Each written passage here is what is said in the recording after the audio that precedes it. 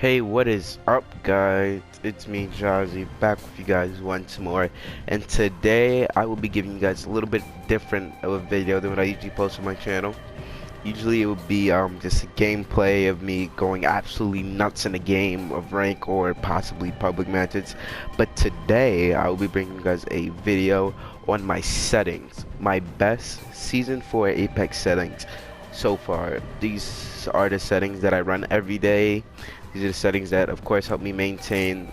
Of course, this isn't like a high level account, but a 2.5 KD. It's helped me get my 4K damage badge on Bangalore, as well as my 20 bomb. And this is just in general what I think is the best settings for anybody can run these. And yeah, let's get straight into it. I don't want to beat around the bush a little bit too much. So starting off with gameplay, of course, I like to have my interact prompt style on compact, as you know, I know what a gun is, I know what the hop-ups look like, you know, it's just less distracting on my screen to show all of these things. I don't need the extra information that some other players might need. So if you feel more comfortable with that on default, you can. That's like interchangeable, but I personally prefer compact.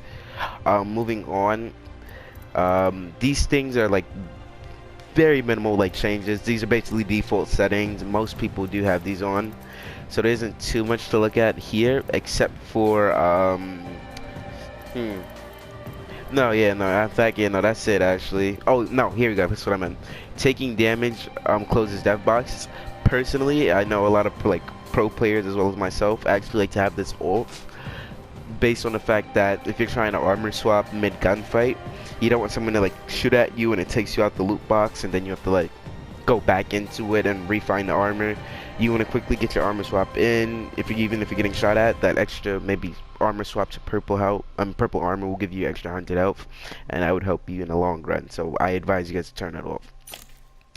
Next up is the controller. So obviously I play claw, so my stick layout is actually just plain. It's on default, which let me show you guys right here. It's on default, of course. Basic settings when you first download the game. This is what you're gonna get. So nothing big, no big changes there. Here's the thing. My crouch button is actually on hold. Now, some people may say this is like a little bit weird, but I actually like, I don't know, I prefer hold, as I do like bunny hop a lot while chafing. You know, strafing left and right with a little bit of crouch spam, some people may call it, and I just feel like it's like way more smooth to me with hold instead of toggle. Moving on, my aim button is on hold. I mean, you shouldn't have your aim button on toggle whatsoever. You want to be able to aim in and out whenever you want to, instead of having to click the button again to aim back out or aim back in. Of course, your L2 R2 dead zones, you always want to have these on the minimal.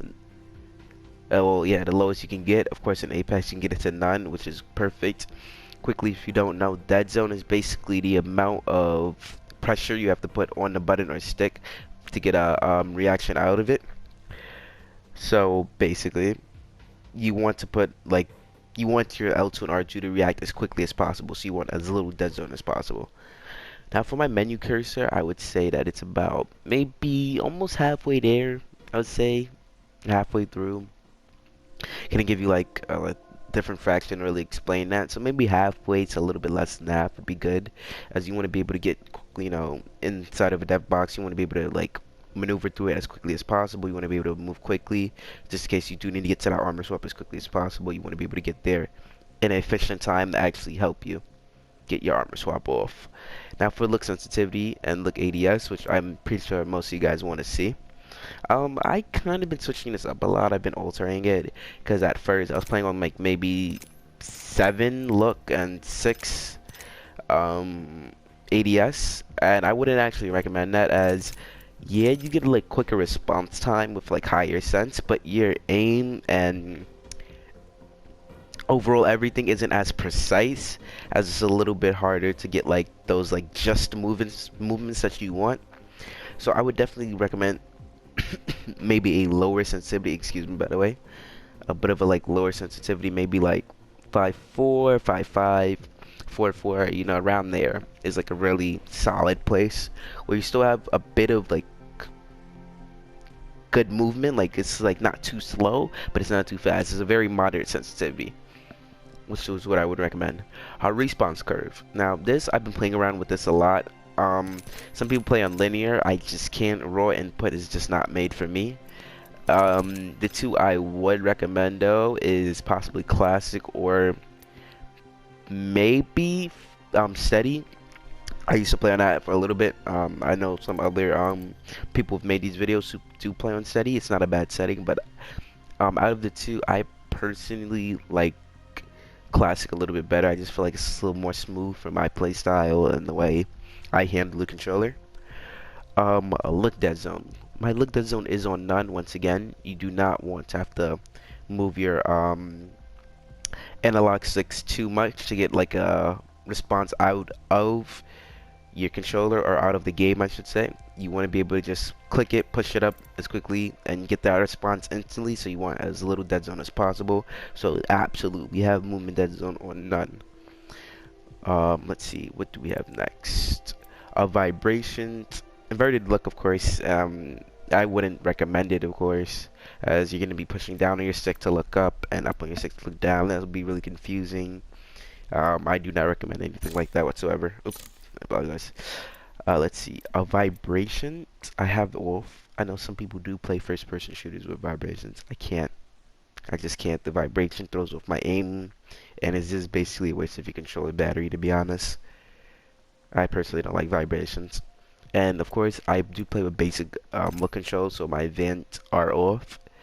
So I mean, if you guys do want me to do a video on advanced look controls, I do have a maybe a general concept of what I want to play on for those, because I did play on them for a little bit, but I did revert back to normal. But I can definitely do a video on those. So just leave that in the comments below. Video, for your field of view, I like to play on 110. Not everyone likes to play 110. I know a lot of people might be play on like, I would say like 102, 104, just to have like a little bit more compact, like, you know, visual on the screen, I could say. But I just play on like hard 110. I want to be able to see as much as I can, and it just helps me. Of course, you wouldn't really want to play on 70 because it's just, that's way too compact. You can't really see that much on your screen. You're gonna like, there's gonna be an enemy right next to you. You might not even be able to see them properly.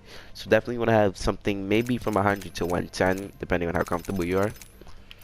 Sprint view shake. Now a lot of people have this on normal, and well, don't know to actually put this on the minimal, because I highly recommend it.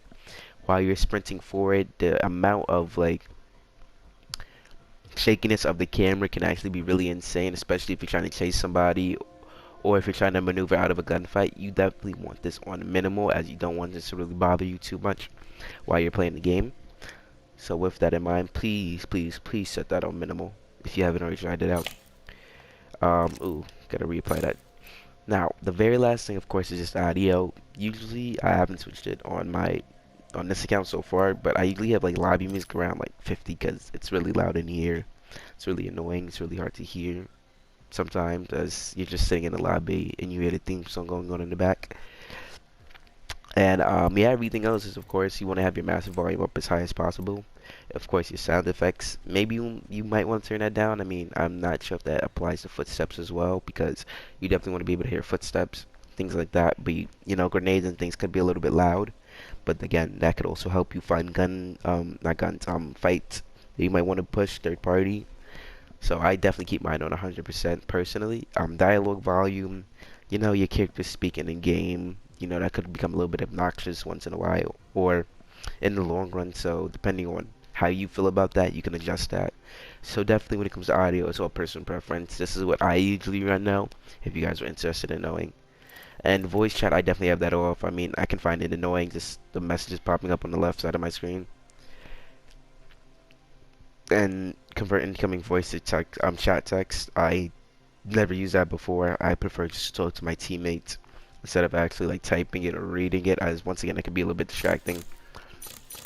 I think there's one thing I miss, brightness. I just have it all the way up. I don't have the best of eyesight, so the kind of lighter brightness helps me recognize things a little bit better personally. And yeah, with that said, that is my season 4 settings, the best settings I think you can run for season 4. Of course, these are my stats using these settings so far. I'm not that high of a level, of course, but you know, this is what I play on. And yeah, with that said, guys, I hope you enjoyed the video. Um, and yes, next time you'll be seeing a video will definitely be a gameplay video instead of something like this. With that said, guys, I hope you enjoyed. I hope you like the video. If you do enjoy it, subscribe if you're new, and turn on post notifications to never miss a video. I do upload daily at 2 p.m. Eastern time, so depending on where you live, find out what time that is for you. With that all said, guys, I'll see you guys in the next video. Peace out.